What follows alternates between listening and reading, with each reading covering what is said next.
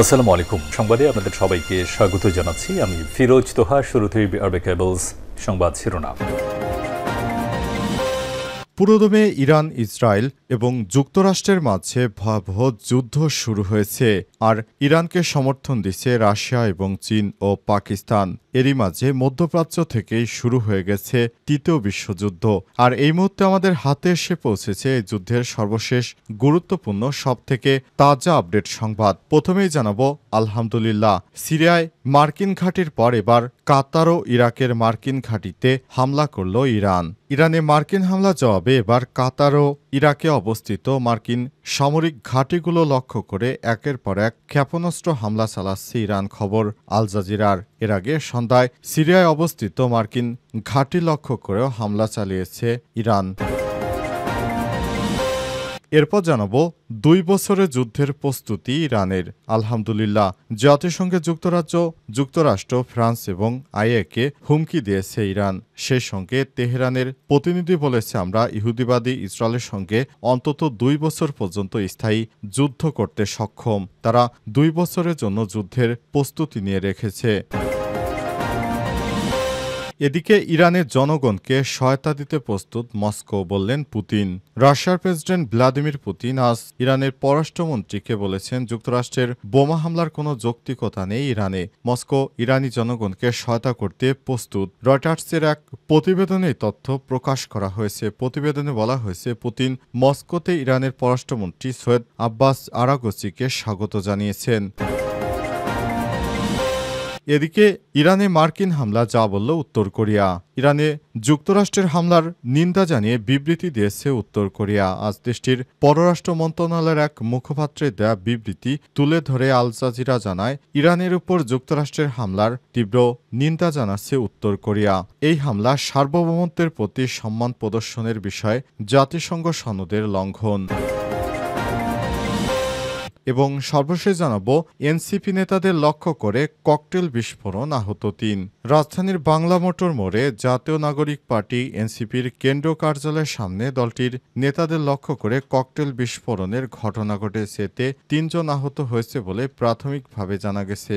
আহতরা হলেন ঢাকা মহানগরের নেতা আসিফ উদ্দিন সম্রাট, যুব শক্তির সংগঠক আব্দুর রব ও শ্রমিক উইংয়ের শফিকুল ইসলাম। প্রিয় দর্শক, এতক্ষণ শুনছিলেন সংবাদ শিরোনাম, এবারে বিস্তারিত। তবে তার আগে বন্ধুরা, অনুরোধ থাকবে এই সংবাদটিতে একটি লাইক দিন। এই চ্যানেলে আপনি নতুন হয়ে থাকলে আমাদের সংবাদটি দেখতে দেখতে চ্যানেলটি সাবস্ক্রাইব করে রাখুন। কমেন্ট করে বন্ধুরা আপনার মূল্যবান মতামত জানিয়ে দিন আপনি বিশ্বের কোন দেশ থেকে বা বাংলাদেশের কোন স্থান থেকে আমাদের সংবাদটি দেখছেন এবং শুনছেন। আর বন্ধুরা, ইরান ইসরায়েল যুদ্ধে আপনি কোন দেশকে সমর্থন করেন কমেন্ট করে জানিয়ে দিন। বিশ্ববাসীকে জানিয়ে দিন আপনি কোন দেশকে সমর্থন করেন। আমাদের কমেন্টের মাধ্যমে সারা পৃথিবীর মানুষকে আপনি আপনার মূল্যবান মতামত জানিয়ে দিন। এবারে বিস্তারিত। কাতার ও ইরাকে মার্কিন ঘাঁটিতে হামলা করল ইরান। আলহামদুলিল্লাহ, ইরানে মার্কিন হামলার জবাবে এবার কাতার এবং ইরাকে অবস্থিত মার্কিন সামরিক ঘাঁটি লক্ষ্য করে একের পর এক ক্ষেপণাস্ত্র হামলা চালিয়ে যাচ্ছে ইরান। খবর আল জাজিরার। কাতারের রাজধানী দোহার আকাশে একাধিক বিস্ফোরণের শব্দ শোনা গেছে। আল ওয়াইদ ঘাঁটির দিকে লক্ষ্য করে ক্ষেপণাস্ত্র নিক্ষেপ করা হয়েছে বলে প্রতিবেদনে বলা হয়েছে। এটি হচ্ছে যুক্তরাষ্ট্রের মধ্যপ্রাচ্য জুড়ে বিমান অভিযানের সবথেকে প্রধান ঘাঁটি। একই সঙ্গে ইরাকেও একটি মার্কিন ঘাঁটিতে ক্ষেপণাস্ত্র নিক্ষেপ করা হয়েছে। এছাড়াও সিরিয়ার অনেক মার্কিন ঘাঁটি লক্ষ্য করেও হামলা চালানো হচ্ছে। ইরানের পক্ষ থেকে আগেই জানানো হয়েছিল, যুক্তরাষ্ট্র যদি সরাসরি হামলা চালায় তবে তার জবাব কঠিন ও লক্ষ্যভিত্তিক হবে। এখন পর্যন্ত মার্কিন প্রতিরক্ষা বিভাগ কিংবা কাতার সরকার আনুষ্ঠানিকভাবে বিবৃতি দেয়নি। আল উদাইদ ঘাঁটিতে ঘিরে উচ্চ নিরাপত্তা সতর্কতা ইতিমধ্যেই আরোপ করা হয়েছিল। এটি মধ্যপ্রাচ্যের যুদ্ধ আরও গভীর এবং যুক্তরাষ্ট্রকে সরাসরি ইরান ইসরায়েল সংঘাতে জড়ানোর ইঙ্গিত দিতে পারে।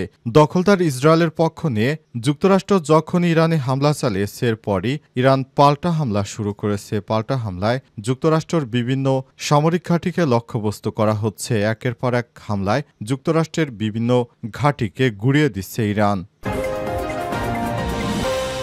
2 বছরের যুদ্ধের প্রস্তুতি ইরানের। আলহামদুলিল্লাহ। জাতিসংঘে যুক্তরাজ্য, ফ্রান্স, IAEA-কে হুমকি দিয়েছে ইরান। সেই সাথে তেহরানের প্রতিনিধি বলছে ইসরায়েলের সঙ্গে যুদ্ধে 2 বছর পর্যন্ত স্থায়ী হতে পারে। ইরানের গণমাধ্যম জানিয়েছে জাতিসংঘে ইরানের প্রতিনিধি দল আজ একটি বিবৃতি জারি করে বেশ কয়েকটি দেশকে হুমকি দিয়েছে। সেই সঙ্গে আন্তর্জাতিক আণবিক শক্তি সংস্থার মহাপরিচালক রাফায়েল গ্রোসিকেও সতর্ক করেছে তেহরান। নিঃসন্দেহে ইরানে নিরীহ বেসামরিক নাগরিকদের, বিশেষ করে নারী ও শিশুদের মৃত্যু এবং গুরুত্বপূর্ণ বেসামরিক অবকাঠামো ধ্বংসের জন্য মার্কিন যুক্তরাজ্য, ফ্রান্স, ইসরায়েলি সরকার এবং IAEA-এর মহাপরিচালক সম্পূর্ণ দায় বহন করবেন। ইরানি প্রতিনিধির বার্তায় বলা হয়েছে, ইরানের একজন ঊর্ধ্বতন কর্মকর্তা CNN-কে বলেছে দেশটি ইসরায়েলের সাথে ক্রমান্বয়ে যুদ্ধের জন্য প্রস্তুত। দেশটির অনুমান এই যুদ্ধ 2 বছর পর্যন্ত স্থায়ী হতে পারে, অর্থাৎ 2 বছর পর্যন্ত যুদ্ধ পরিচালনা করার জন্য সমস্ত সক্ষমতা রয়েছে ইরানের। ইরান এমনভাবে নিজেদের প্রস্তুত করেছে যে আগামী 2 বছর তারা সম্পূর্ণভাবে ইহুদিবাদী ইসরায়েলের সঙ্গে যুদ্ধ চালিয়ে যেতে পারবে। তাদের এই সক্ষমতা রয়েছে বলে জানিয়েছে ইরানের প্রতিনিধি। ইহুদিবাদী ইসরায়েল মনে করেছিল হয়তো আমরা হামাসকে যেভাবে ধ্বংস করে দিয়েছি কিংবা হিজবুল্লাহকে যেভাবে ধ্বংস করে দিয়েছি, ইরানকেও একইভাবে ধ্বংস করতে পারবো। কিন্তু ইহুদিবাদীরা জানে না ইরান সামরিক দিক থেকে অনেক স্বয়ংসম্পূর্ণ। ইরানের জনগণকে সহায়তা দিতে প্রস্তুত মস্কো, বললেন পুতিন। রাশিয়ার প্রেসিডেন্ট ভ্লাদিমির পুতিন আজ ইরানের পররাষ্ট্রমন্ত্রীকে বলেছেন যুক্তরাষ্ট্রের বোমা হামলার কোনো যৌক্তিকতা নেই। মস্কো ইরানি জনগণকে সহায়তা করতে প্রস্তুত। রয়টার্সকে এক প্রতিবেদনে এই তথ্য প্রকাশ করা হয়েছে। প্রতিবেদনে বলা হয়েছে পুতিন মস্কোতে ইরানের পররাষ্ট্রমন্ত্রী সৈয়দ আব্বাস আরাগচিকে স্বাগত জানিয়েছেন। টেলিভিশনে প্রচারিত মন্তব্যে পুতিন আরাগচিকে বলেন, ইরানের বিরুদ্ধে সম্পূর্ণ অযৌক্তিক আগ্রাসনের কোনো ভিত্তি বা যৌক্তিকতা নেই। আরাগচি ইরানের সর্বোচ্চ নেতা আয়াতুল্লাহ আলী খামেনি এবং প্রেসিডেন্ট মাসুদ পেজিশকিয়ানের শুভেচ্ছা পুতিনকে পৌঁছে দেন। পুতিনও শুভেচ্ছা গ্রহণ করেছেন। Ayatollah Ali Khamenei Seyed Abbas আরাগচির মাধ্যমে পুতিনকে একটি বার্তা পাঠিয়েছেন। সেই বার্তাটি কি বিষয়ে, সামরিক সহায়তা কিংবা অন্য কোনো বিষয় কিনা সে বিষয়ে এখনো মন্তব্য করেনি কেউ। তবে জানা যাচ্ছে যে চিঠিটি হয়তো সামরিক সহায়তা হিসেবেই পাঠানো হয়ে থাকতে পারে, কারণ যুক্তরাষ্ট্রের ইরানে হামলার পর থেকেই ইরান অনেকভাবেই নানা দিক দিয়ে সমস্যায় পড়ছিল এবং সেগুলোকে প্রতিহত করার জন্য ইরানের অবশ্যই সহায়তা দরকার। এ কারণে পুতিনের বরাবর ইরানের সর্বোচ্চ ধর্মীয় নেতা আয়াতুল্লাহ আলী খামেনি একটি চিঠি পাঠিয়েছেন। সেই চিঠিতে তিনি কি লিখেছেন বিষয়টি এখনো স্পষ্ট নয়। ইরানে মার্কিন হামলা যা বলল উত্তর কোরিয়া। ইরানে যুক্তরাষ্ট্রের হামলার নিন্দা জানিয়ে বিবৃতি দিয়েছে উত্তর কোরিয়া। আজ দেশটির পররাষ্ট্র মন্ত্রণালয়ের এক মুখপাত্রের দেয়া বিবৃতি তুলে ধরে আল জাজিরা জানায়, ইরানের উপর যুক্তরাষ্ট্রের হামলার তীব্র নিন্দা জানাচ্ছে উত্তর কোরিয়া। এই হামলা সার্বভৌমত্বের প্রতি সম্মান প্রদর্শনের বিষয়ে জাতিসংঘ সনদের লঙ্ঘন।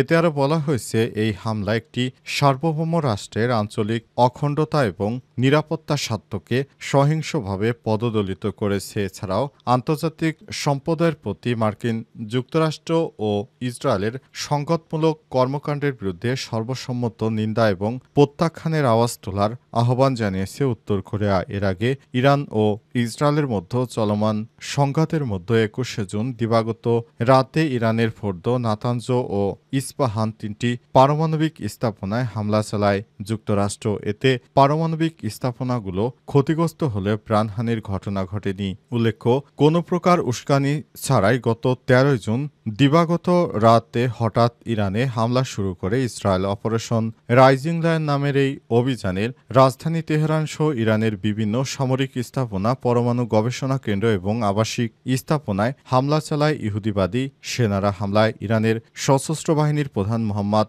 বাঘেরি, দেশটির ইসলামী বিপ্লবী গার্ড বাহিনী IRGCর প্রধান কমান্ডার হোসাইন সালামি, খাতাম আল আনবিয়া সদর দপ্তরের কমান্ডার ও বিপ্লবী প্রতিরক্ষা বাহিনীর জ্যেষ্ঠ কমান্ডার মেজর জেনারেল জেনারেল গোলাম আলী রশিদ ও 10 জন পরমাণু বিজ্ঞানী সহ 400 জনের বেশি মানুষের মৃত্যু হয়েছে।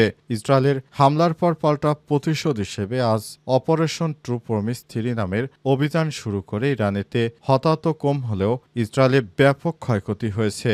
যুক্তরাষ্ট্র ও ইহুদিবাদী ইসরায়েলের বিভিন্ন স্থাপনা লক্ষ্য করে একের পর এক হামলা চালিয়ে যাচ্ছে ইরান।